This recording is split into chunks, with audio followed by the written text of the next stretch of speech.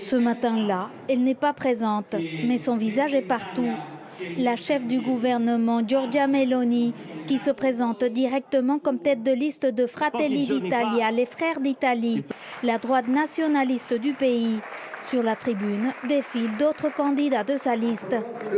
Nous voulons aller défendre notre identité pour une Europe des peuples, en portant ce message à Bruxelles à travers cette équipe de candidats.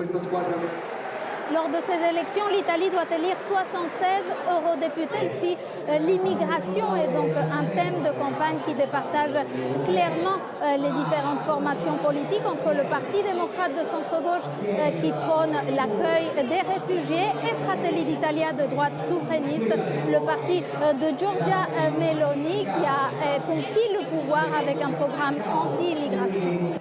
Un programme relayé par des candidats qui siégeront dans le groupe des conservateurs et réformistes européens dans le prochain Parlement de Strasbourg s'ils sont élus. Nos frontières doivent être défendues. Il faut éviter que les clandestins entrent en Europe. Pour ça, il faut faire des accords avec les pays d'Afrique du Nord, comme la Tunisie ou l'Égypte. Il y a beaucoup trop de migrants économiques et de clandestins qui arrivent ici. Et notre pays seul ne peut pas les prendre en charge. Il faut reprendre le contrôle de cette situation. Giorgia Meloni, qui a accepté la solidarité de ses voisins à travers le pacte migratoire européen, veut surtout reprendre le contrôle de sa propre destinée politique. Le défi principal de ces élections, c'est la consolidation du leadership de Giorgia Meloni. Elle veut une confirmation par les urnes après plus d'un an et demi au gouvernement. Un gouvernement qui a limité les aides aux initiatives d'intégration, comme celle-ci. Ce centre de formation pour demandeurs d'asile en Sicile accueille ce matin-là Pietro Bartolo, candidat du Parti démocrate de centre-gauche, deuxième force politique du pays.